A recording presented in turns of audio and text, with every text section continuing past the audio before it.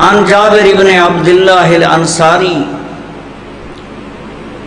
حضرت جابر ابن عبداللہ انصاری روایت کرتے ہیں اس حدیث کی،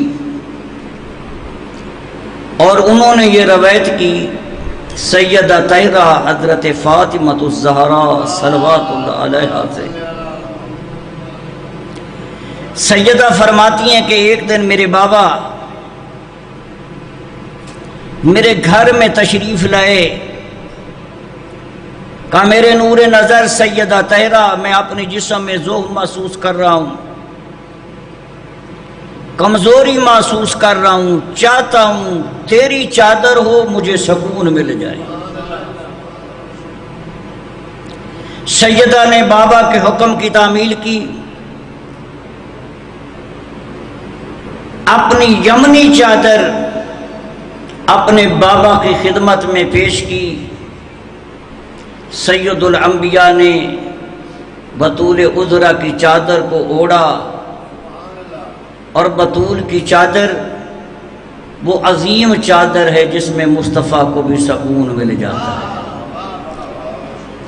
وہ عظیم چادر، یہ نہیں دیکھنا کہ ہم دو چار بیٹھے ہیں، تذکرہ بہت پیارا ہستیوں کا ہے، عقیدت کے ساتھ کریں گے، عبادت کے ساتھ کریں گے، وہاں افراد کو دیکھا ہی نہیں جاتا، وہاں تو نیتوں کو دیکھا جاتا ہے۔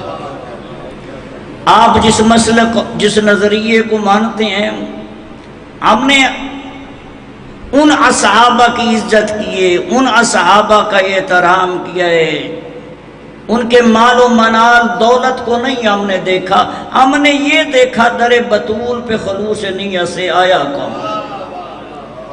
تو آج کا یہ تذکر بھی انشاءاللہ ہم اسی خلوص نیت سے کریں گے۔ ملائکہ آئے ہوئے اس بزم مقدس میں تذکر سن رہے ہیں اپنے سرداروں کا، بھی فرماتی ہیں کہ میرے بابا آرام کرنے لگے، ابھی چند لحظے چند گھڑیاں گزری، جب میرے نور نظر، میری آنکھوں کی ٹھنڈک، میرے دل کا چین، میرے حسن گھر میں تشریف لائے۔ میری طرف دیکھیں، میری طرف دیکھیں، عبادت ہے، ہم عبادت کر رہے ہیں، عبادت کریں مہربانی۔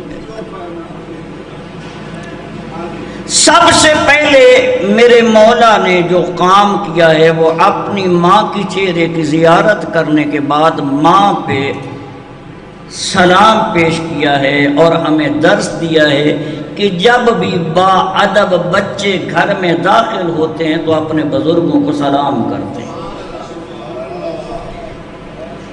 قصیدہ بھی سنایا جا رہا ہے، قصیدہ بھی بنایا جا رہا ہے، اور ساتھ ساتھ دین بھی سکھایا جا رہا ہے۔ اب بچے نے سلام کیا، ہمارے یہاں، میں جانگلی علاقے کا بندہ ہوں، ہمارے یہاں بچوں کے سلام کا بزرگ جواب ہی نہیں دیتے۔ اگر آپ حدیث کتاب پہ نظر کریں تو بی بی نے صرف سلام کا جواب نہیں دیا، سلام کرنے والے کا پہلے قصیدہ پڑھا ہے، بی بی داد دی ہے، بی بی نے حوصلہ بڑھایا ہے، بی بی نے اس اچھے کام پہ۔ جب بھی کوئی بچہ تمہارا اچھا کام کرے، بزرگوں کی ذمہ داری ہے اس کی حوصلہ بڑھاؤ تاکہ وہ اچھے کام کرے، آگے بڑھے۔ میرے مولا نے سلام کیا، سیدہ طاہرہ نے سلام کا جواب دیا، ایک جملہ کہا ہے میرے مولا نے، اور وہ جملہ بڑا نفیس ہے۔ میرے مولا فرماتے ہیں، ماما، اماں جان، میں آج اپنے گھر میں اپنے جد سید الانبیاء کی خوشبو محسوس کرتا ہوں۔ آج کی اس حدیث قصہ کا پہلا فضائل کا جملہ دوستو ذرا توجہ سے سننا۔ حسن کی اپنی خوشبو ہے، زہرا کی اپنی خوشبو ہے، مصطفیٰ کی اپنی خوشبو ہے۔ اسی لیے میرے مولا نے فرمایا، میں اپنے گھر میں اپنے جد کی خوشبو محسوس کر رہا ہوں، لگتا ہے میرے جد آج ہمارے گھر میں تشریف رکھتے ہیں۔ سیدہ طاہرہ نے اشارہ کیا، کہا ہاں میرے بیٹے، ہاں میرے نور نظر، وہ جو چادر میری ہے نا یمنی چادر، اس کے نیچے آپ کے نانا تشریف فرما ہیں۔ اب دوسرا درس دیا جاتا ہے، چادر ہے نا، چادر ایسے اٹھائی، چہرہ اقدس مصطفیٰ کی زیارت کرنے کے بعد میرے لجپال مولا نے فرمایا نانا اجازت ہے میں آ جاؤں؟ یعنی اگر آپ نے بابا کی، دادا کی، نانا کی کسی چیز کو بھی استعمال کرنا ہے تو میرا حسن بتاتا ہے پہلے بزرگ سے اجازت لو پھر استعمال کرو۔ نانا اجازت ہے، ورنہ نانے اور نواسے میں چادر میں آنے والا کوئی اجازت والا مسئلہ نہیں بنتا، اور یہ نہ عام نانا ہے اور نہ یہ عام نواسے ہیں۔ ان کی تو محبتی زمانے میں منفرد، لیکن اس کے باوجود ہمیں تعلیمات دی جا رہی ہیں، نانا اجازت ہے میں چادر کے نیچے آ جاؤں؟ اذن ملا ہے تو میرے مولا چادر کے نیچے آئے۔ تھوڑی دیر گزری، سیدہ طیرہ فرماتی ہیں کہ میرے دوسرے نور نظر میرے مولا حضرت امام حسن علیہ، حضرت امام حسین علیہ السلام گھر میں تشریف لائے۔ السلام علیکہ یا اماں، اماں جان میرا سلام کرو۔ سیدہ طیرہ نے جیسے حسن لجپال کے قصیدے پڑھے ہیں عظمت کے، ایسے ہی حسین لجپال کی عظمت کے قصیدے پڑھے اور کہا ہاں اماں ان یشمو کے اندہ کے راحیتن طیبتن، اماں آج میں اپنے جد کی، اپنے نانا کی خوشبو محسوس کرتا ہوں۔ فرمایا ہاں آپ کے بھائی کے ساتھ آپ کے نانا چادر کے نیچے تشریف فرماؤ۔ میرے مولا حسن بھی حسین بھی آئے، ایسے چادر کو اٹھایا، نانا کو سلام کیا اور کہا نانا اجازت ہے حسین آ جائے؟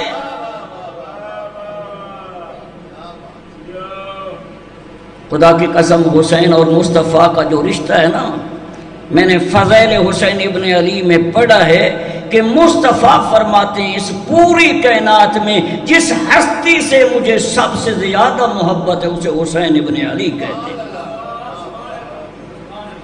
سب سے زیادہ محبت۔ بلکہ خالق و مالک نے فرمایا تھا میرا حبیب اگر مجھ سے پوچھتا ہے تو میں بھی اس کائنات میں سب سے زیادہ محبت حسین سے کرتا ہوں، اور اس کا عملی مظاہرہ کرواؤں گا، تجھے مسجد میں بلاؤں گا، تجھ سے نماز پڑھواؤں گا، تجھے سجدے میں بٹھاؤں گا، تیری پشت پہ حسین کو سوار کروا کے میں زمانے کو بتاؤں گا مجھے سب سے زیادہ محبت حسین سے،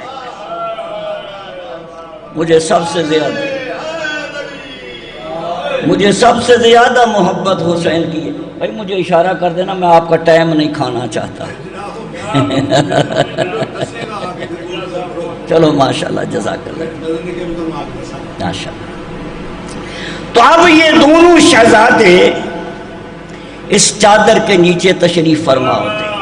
توجہ چاہتا ہوں، یا کائنات کے امیر، قسیم النار والجنہ، ولایت کا پہلا چراغ، پہلا سورج، امیر المومنین گھر میں تشریف لاتے ہیں اور مردوں کو تعلیم دے رہے ہیں کہ جب آپ گھر میں آئیں، بے شک آپ گھر کے سرپرست ہیں، سربراہ ہیں، لیکن جب گھر میں آئیں، خاتون دروازے پہ آئے، آپ کا بیوی استقبال کرے، تیری ذمہ داری ہے گھر میں بیٹھی ہوئی زوجہ کو سلام کر۔ یہ نہ سمجھ کے عورت محکوم ہوتی ہے، عورت کا حق بنتا ہے کہ وہ مرد کو سلام کرے، نہیں، اللہ کا نبی فرماتا ہے تو باہر سے آ رہا ہے، تیری ذمہ داری بنتی ہے بچہ کھولے تب سلام کر، بیٹی کھولے تب سلام کر، زوجہ کھولے تیری ذمہ داری ہے تو سلام کر۔ حضرت امیر المومنین نے سیدہ طاہرہ کو سلام کیا، سیدہ طاہرہ نے امیر المومنین کی ولایت کا قصیدہ پڑھا، کہا آج میں اپنے گھر میں اپنے اخی، اپنے ابن عم کی طیب و طاہر خوشبو کو محسوس کرتا ہوں، کہا آپ کے دونوں شہزادوں کے ساتھ میرے بابا چادر کے نیچے تشریف فرما ہیں۔ حضرت امیر المومنین گئے، چادر کو اٹھایا، چہرہ اقدس کی زیارت کرنے کے بعد پوچھا آقا غلام کو بھی اجازت ہے ساتھ آ جائے۔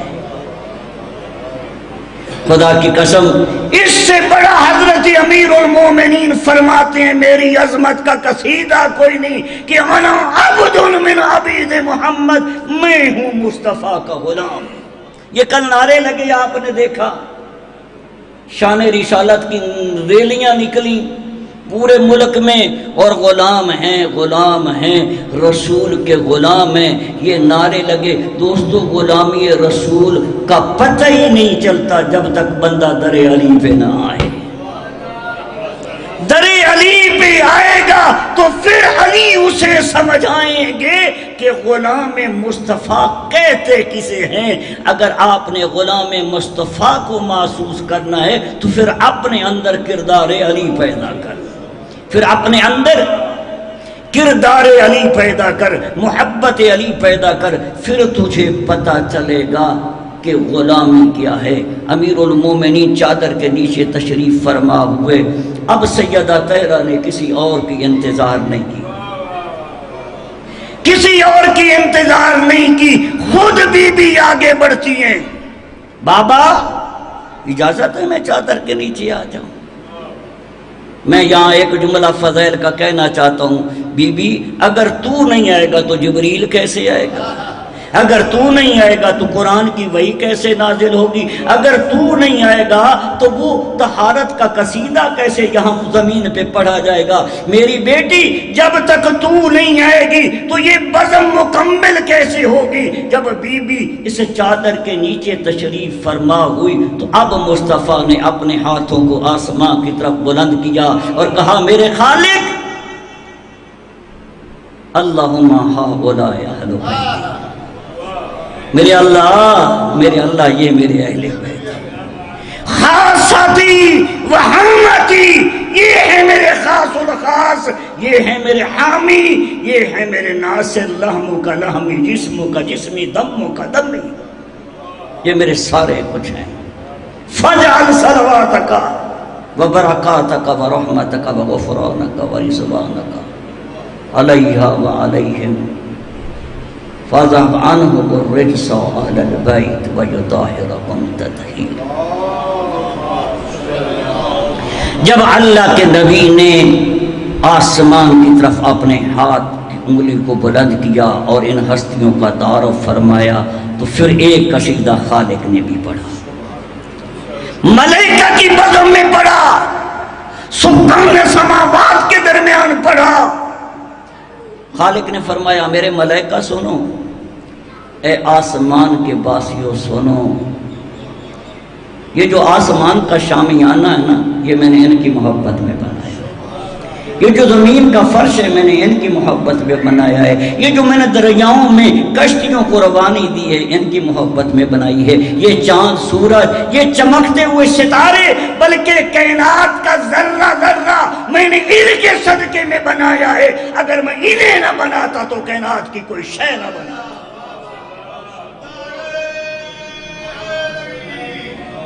اگر میں انہیں نہ بناتا تو کائنات کی کوئی شے نہ بناتا۔ ملائکہ نے پوچھ لیا خالق ہیں کون جن کے صدقے میں ہم بنے ہیں، جن کے صدقے میں کائنات بنی ہے؟ خالق ذرا بتا تو صحیح یہ ہے کون؟ نہیں، خالق نے کہا میرا حبیب بیٹھا ہے، اس کی بیٹی ہے، اس کا داماد ہے، اس کے نواسے ہیں، میں قربان جاؤں۔ جو خالق نے تعارف کروایا کہا میرے ملائکہ سنو، ہم فاطمہ تو ہم فاطمہ تو و ابوہا و بالوہا و بنوہا، اس چادر کے نیچے فاطمہ کا بابا ہے، فاطمہ کا شوہر ہے، فاطمہ کے بیٹے ہیں۔ یعنی اللہ نے یہ فیصلہ کر دیا نبی کے رشتہ دار اہل بیت نہیں ہوتے، علی کے رشتہ دار اہل بیت نہیں ہوتے، حسن کے رشتہ دار اہل بیت نہیں ہوتے، حسین کے رشتہ دار اہل بیت نہیں ہوتے۔ جب بھی کوئی دعویٰ کرے کہ میں اہل بیت سے ہوں تو اس سے یہ نہیں پوچھنا تیرا نبی سے کیا رشتہ ہے، اس سے یہ پوچھنا تیرا بطول سے کیا رشتہ ہے، اس لیے کہ اہل بیت تو بطول کے رشتہ داروں کو کہتے ہیں، رسول کے رشتہ داروں کو نہیں کہتے۔ تو دوستو خالق و مالک نے جبریل کو بھیجا اور کہا جا میرے حبیب کو میرا سلام کہنا، میرے حبیب کو میرا سلام کہنا، اور کہنا تیرا خالق سلام بھی بھیجتا ہے، اور ساتھ یہ آج جو تو نے پیاری بزم سجائی ہے نا، اس کا یہ خالق تجھے انعام عطا کرتا ہے۔ شاہ صاحب ہر بزم کا انعام ہوتا ہے، آپ نے آج یہ بزم سجائی، اللہ محمد و آل محمد کے صدقے میں آپ کو اس کا انعام دے گا۔ یہ جو مصطفیٰ نے بطول کے گھر میں بزم سجائی ہے نا، اللہ کہتا ہے میرا حبیب تو نے بزم سجائی ہے، میں تجھے انعام دیتا ہوں۔ اللہ نے انعام کیا دیا ہے حبیب کو اس بزم سجانے کا؟ وہ انعام تھا انما یرید اللہ لیذھب عنکم الرجس اہل البیت ویطہرکم تطہیرا۔ دوستو اس حدیث جسے ہم حدیث کسا کے نام سے یاد کرتے ہیں، جہاں یہ حدیث پڑھی جاتی ہے وہاں اللہ کے فرشتے آتے ہیں۔ کرتے کیا ہیں؟ ڈیوٹی کیا ہے؟ جتنے مومن بیٹھ کے اس حدیث مقدس کو سن رہے ہوتے نا، ان پہ اپنے پروں کا سایہ کر لیتے۔